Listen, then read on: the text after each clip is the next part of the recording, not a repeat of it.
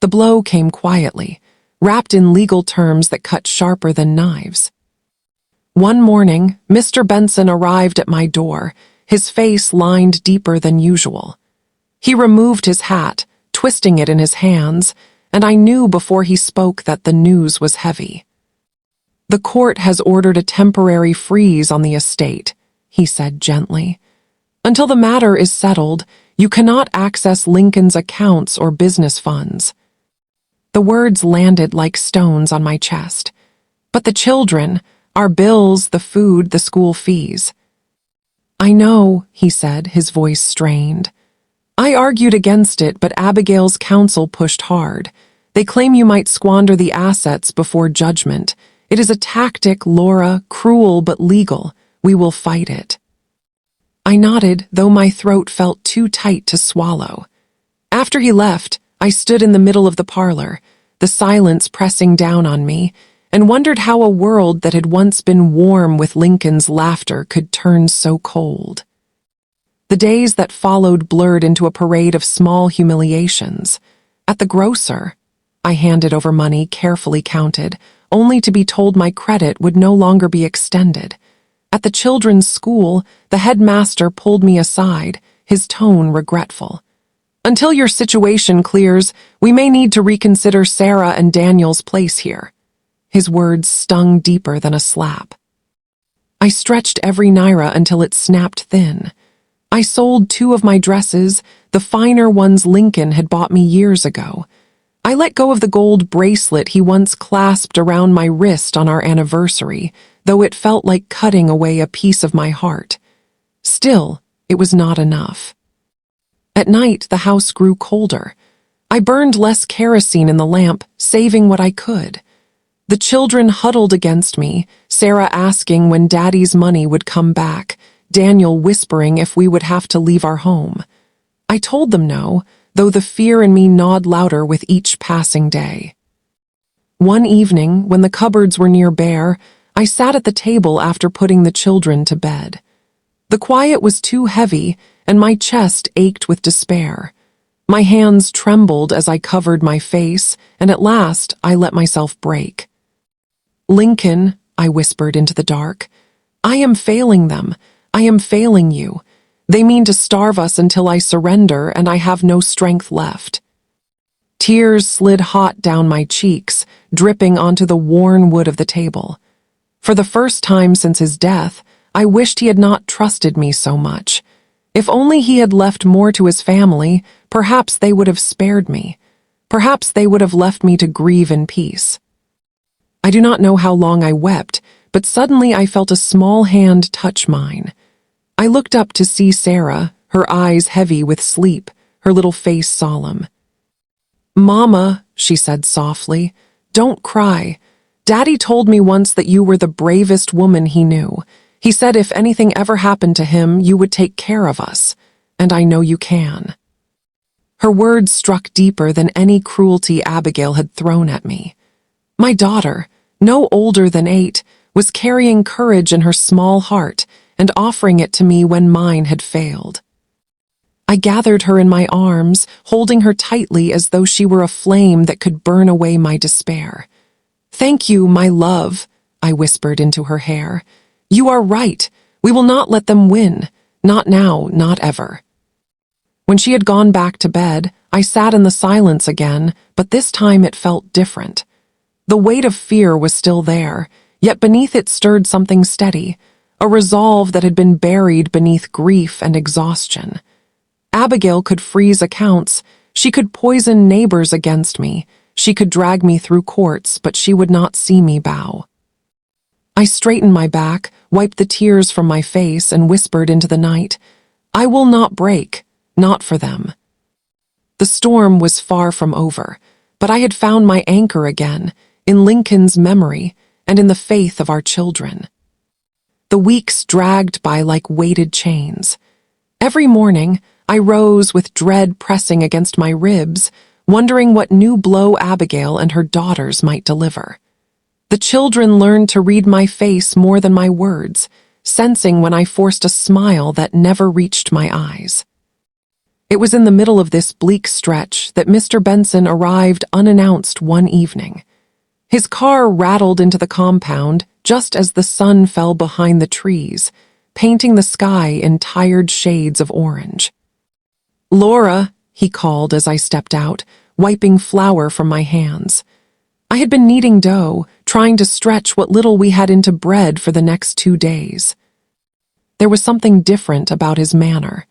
He was carrying a battered leather case, and though his features were serious, I caught a flicker of relief in his eyes. "May I come in?" "Of course," I said, ushering him into the sitting room.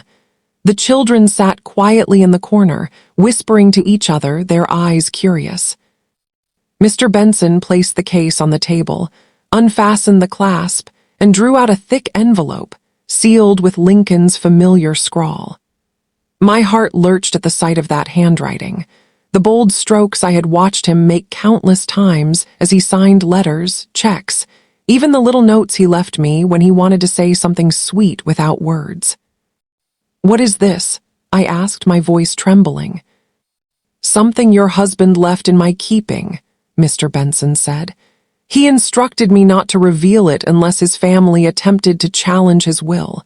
I thought it best to hold it back until their intentions became clear. Now I believe the time has come." I reached for the envelope with shaking hands. The paper was rough beneath my fingertips, carrying the faintest smell of his study, ink, books, and the faint tobacco he sometimes smoked when the night grew long. My eyes blurred before I could even break the seal.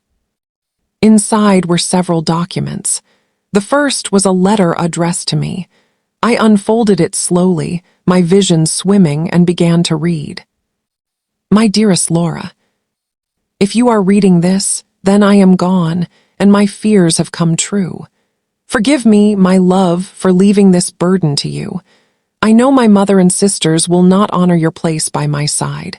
They have never truly accepted you, though they hide it behind smiles. I have tried to bridge the rift, but some walls cannot be broken in a single lifetime. I have therefore taken steps to protect you and our children. These papers will prove my intentions beyond question. Copies are lodged with the bank and with Benson as well. If they attempt to strip you of your rights, you must not yield. Remember, Laura, you are the heart of all I worked for. I did not build our home for anyone else but you and the little ones we brought into the world together. Be strong for them. Be strong for me. All my love forever, Lincoln." The words blurred as tears slid freely down my cheeks, splashing onto the page. For a moment, it felt as though he was in the room, speaking to me in the quiet, steady way he always had when life pressed too hard. I turned to the other documents, detailed instructions and addendums, signed and witnessed. They showed clearly how he had safeguarded the estate, bank accounts in my name, property deeds transferred long before his illness worsened, and trusts set aside for Sarah and Daniel. Mr. Benson explained, Lincoln was meticulous. He anticipated resistance, though I do not think he foresaw the cruelty with which they would strike. These papers give us leverage. Abigail and her daughters cannot deny them without perjuring themselves. It may not end the battle overnight, but it shifts the ground in your favor. For the first time in months, hope rose in me, not fragile, trembling hope, but something sturdier, like a flame catching on dry wood. I looked at my children, their faces alight with cautious joy, and then back at the letter in my hands. Lincoln had known. He had seen their greed for what it was and had trusted me enough to prepare for the fight. I pressed the letter to my chest. "He believed in me," I whispered. Mr. Benson smiled faintly. "Yes, and now it is time for you to believe in yourself as well. The tide is turning, Laura. Hold firm." That night I could not sleep. I sat by the window, the documents laid out on the table, the moonlight spilling across them like silver blessing. My grief had not lessened, nor had the threat disappeared, but something within me had shifted. I was no longer a widow clinging to scraps of memory. I was a wife carrying out her husband's last defense, a mother shielding her children, a woman who would no longer be moved by intimidation. The storm was still raging, but for the first time, I felt the ground beneath my feet.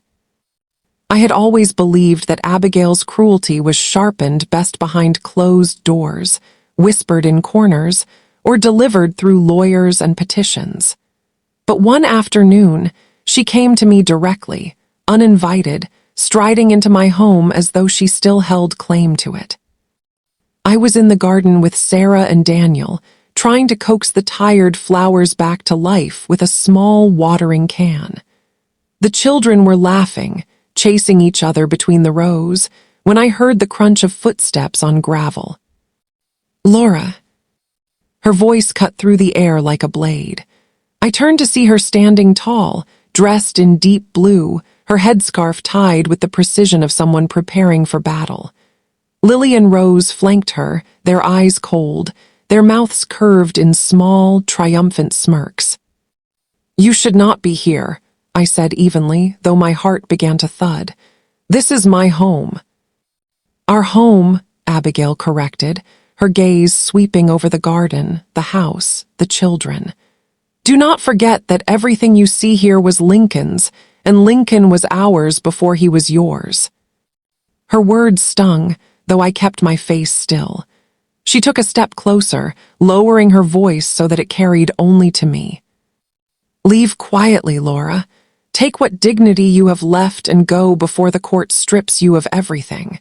You are clinging to what does not belong to you. Lincoln's wealth should remain in his bloodline, not in the hands of a woman who bewitched him." I felt Sarah press against my side, her little fingers clutching my dress. Daniel stood stiffly, his young jaw tight as though he understood too much. My blood surged hot with anger.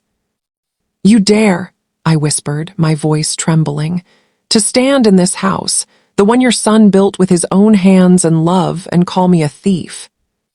Abigail's eyes narrowed.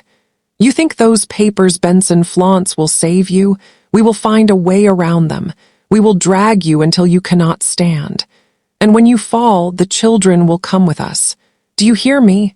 They belong to their father's family." That was the breaking point. Something inside me snapped, a line drawn not in sand but in stone. I stepped forward, meeting her eyes without flinching. "No, they belong with me. They are mine as much as Lincoln's, and I will burn the sky itself before I let you touch them. You may poison neighbors with your lies, freeze accounts, throw insults like stones, but you will not have my children, and you will not take my husband's legacy from us. Not while I breathe." My voice rose, fierce enough to echo against the walls. The children clung to me, but I felt their small bodies steady, as though my defiance gave them courage too. For a moment, Abigail's mask cracked. I saw the flicker of surprise in her eyes, the sharp inhale she tried to disguise.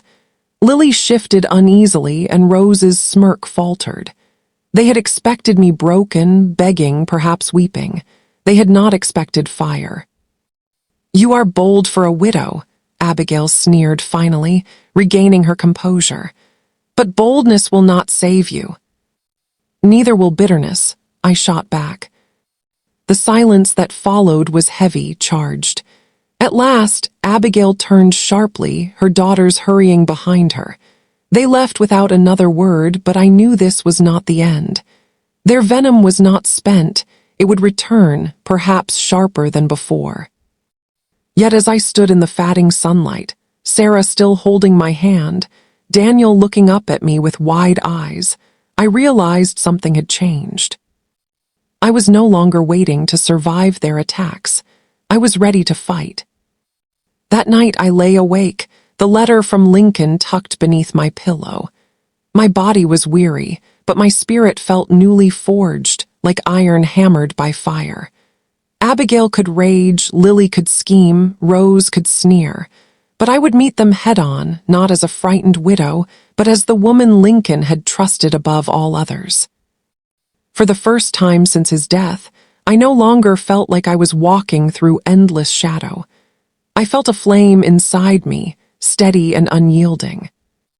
And I promised myself I would not let it go out. The courthouse smelled of varnish and old paper, the air heavy with whispers.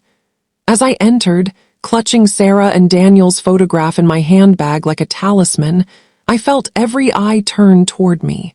Some were sympathetic, others cold, a few curious as if they had come for a spectacle. Abigail sat at the front, flanked by Lily and Rose. They were dressed in black, as though mourning not Lincoln but the wealth they believed was slipping from their grasp. Abigail's head was high, her lips tight with confidence. When her eyes met mine, she offered a thin smile that carried no warmth, only warning. I sat beside Mr. Benson. He leaned toward me and whispered, "Today is crucial. Be steady, Laura. We have what we need." The judge entered, his robe brushing the floor, his expression unreadable. We all rose, and my knees nearly buckled beneath me, but I forced myself to stand tall. For Lincoln, for the children. The proceedings began with Abigail's lawyer. He was sharp, eloquent, and merciless. His voice carried through the chamber as he painted me as a schemer, a woman who had bewitched a dying man into rewriting his will, cutting off his family. He spoke of suspicious documents, manipulated transfers, and a widow desperate to clutch what was never rightfully hers. Each word was a knife, each lie twisting deeper. I sat still, my hands clasped tightly in my lap, my nails biting into my skin. I wanted to scream, to rise and defend myself, but I kept my silence, remembering Mr. Benson's advice. Then came my turn. Mr. Benson rose, his voice calm yet cutting, each syllable measured. He spoke of Lincoln's foresight, his devotion to me and the children. He presented the documents Lincoln had left behind, the trusts, the deeds, the sealed letter. Gasps rippled through the courtroom as the judge read Lincoln's handwriting aloud. "I have therefore taken steps to protect you and our children. If they attempt to strip you of your rights, you must not yield. Remember, Laura, you are the heart of all I worked for." The words filled the chamber with Lincoln's presence, silencing even Abigail for a moment. My chest ached as though he stood beside me, his hand on mine. But the defense struck back. Abigail rose suddenly, demanding to speak. Her lawyer tried to restrain her, but she pushed him aside, her voice ringing through the court. "My son was not in his right mind," she cried. "He was weak, ill, blinded by her. We are his blood, and she has poisoned his memory against us. She stole him in life, and now she steals him in death." Her words cracked with fury, and for a moment the court buzzed with tension. But the judge raised a hand, silencing the room. His gaze shifted to me. "Mrs. Laura," he said, "do you wish to speak?" My throat tightened. I felt every eye on me, the weight of expectation pressing down. Slowly I rose. My knees trembled, but my voice, when it came, was steady. "Your Honor," I began, "I did not steal Lincoln. He chose me just as I chose him. We built a life together, brick by brick, sacrifice by sacrifice. I cared for him when he was strong, and I cared for him when illness laid him low. I was there when his last breath left him. Can they say the same?" My voice caught, but I pressed on. "Lincoln loved his mother and sisters, yes. He gave them what he could. But his heart, his labor, his home, those he left to me and our children because he trusted me to protect them. If that is called theft, then let the world call me a thief. But I will not surrender what he entrusted to me. Not today, not ever." Silence followed my words, heavy and unbroken. Abigail's face flushed crimson, her lips pressed into a trembling line. Lily looked away, shame flickering in her eyes, though Rose's jaw was clenched in stubborn defiance. The judge leaned back, his expression unreadable. "I have heard enough," he said. The room stilled. My heartbeat thundered in my ears as he shuffled his papers. "We will adjourn until tomorrow for final judgment." The gavel struck, sharp as a gunshot. The tension broke into murmurs, shuffling feet, whispered arguments. Abigail swept past me, her perfume cloying, her voice low with venom. "This isn't over," she hissed. "Even if the court rules in your favor, you will never have peace. I will see to it." I met her eyes, unflinching. "Do what you will. I have peace already in my children and in Lincoln's love. You cannot touch that." She recoiled as though struck, then turned sharply, Lily and Rose trailing after her. I sank back into my chair, exhausted, trembling yet strangely calm. The battle was not finished, but the end was in sight. That night I held Sarah and Daniel close, whispering Lincoln's words to them, "Be strong for me." And for the first time, I believed the strength was truly mine. The morning of judgment arrived wrapped in gray skis. Rain threatened, the air damp and heavy, as though the heavens themselves were holding their breath. I dressed the children and left them in the care of a neighbor, not wanting them to witness what might unfold. With Lincoln's letter tucked into my handbag, I walked into the courthouse alone, but carried with me the weight of his love and the strength of our years together. The courtroom was already full when I entered. Abigail sat rigid at the front, her headscarf immaculate, her eyes blazing with cold fire. Lily looked pale, her lips pressed tight, while Rose whispered fiercely into their lawyer's ear. They looked like soldiers bracing for the final battle. I took my seat beside Mr. Benson. He gave me a brief nod, calm and reassuring, but his fingers tapped lightly against the table, a quiet rhythm betraying his own nerves. When the judge entered, silence fell like a curtain. He carried a stack of papers, his expression carved from stone. My heart thudded painfully, and for a moment I feared it might betray me before the judgment even began. The proceedings were brief. He recounted the arguments, the evidence presented, the testimonies. My mind caught only fragments, valid documents, legal transfers, clear intention of the deceased. My pulse roared in my ears. Then, at last, his voice cut clean and final through the air. "This court finds the will and the accompanying documents to be valid and binding. The majority of the estate is lawfully the property of Mrs. Laura and her children. The claims of Mrs. Abigail and her daughters are hereby dismissed." The gavel struck, one sharp sound, yet it echoed inside me like thunder. For a heartbeat I could not breathe. Then the truth settled in, we had won. The house, the accounts, the future secured, not stolen. Lincoln's wishes upheld. A sound rose beside me. Abigail's cry, half outrage, half disbelief, filled the chamber. She stood, trembling with fury, pointing a finger at me. "This is injustice. My son would never." The judge's gavel silenced her. "Enough, this matter is closed." She sank back into her seat, her daughters clutching her arms, but I saw the cracks. Lily's eyes glistened with unshed tears, her mouth quivering. Rose looked away, unable to face me. And Abigail, her face was a mask of rage, but beneath it I glimpsed something else. Not grief for her son, but the hollow ache of defeat. I rose slowly, every muscle trembling, and walked out of that courtroom. My steps felt heavier than stone, yet lighter than air. Outside, the clouds broke, and sunlight pierced through, spilling across the courthouse steps like a benediction. I closed my eyes and lifted my face to the warmth. For the first time since Lincoln's death, I felt as though the world itself was not against me. When I reached home, Sarah and Daniel ran to me, their small feet pounding the floor, their voices shrill with hope. "Mama, Mama, what happened?"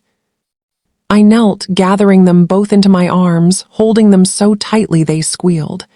"We are safe," I whispered, my voice thick.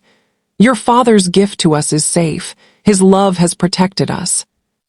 That evening, when the house was quiet and the children asleep, I carried a single candle to the back garden where Lincoln and I had often sat together.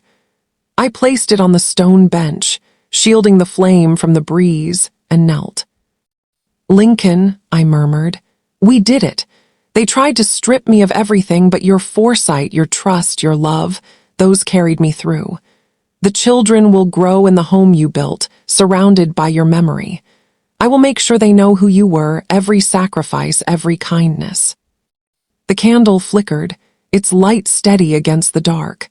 I touched the letter he had left me, worn now from my constant holding, and pressed it to my heart. "I am not afraid anymore," I whispered. "Not of them, not of tomorrow. You gave me strength, and I will keep walking in it. Rest now, my love. We are safe." I rose, the night air cool against my skin, the flame burning quietly behind me. The battle was over, the scars deep, but the victory was ours. And as I stepped back into the house where laughter would rise again, I knew that I was no longer just a widow surviving loss. I was a woman forged in fire, carrying not only grief, but also the unyielding strength of love.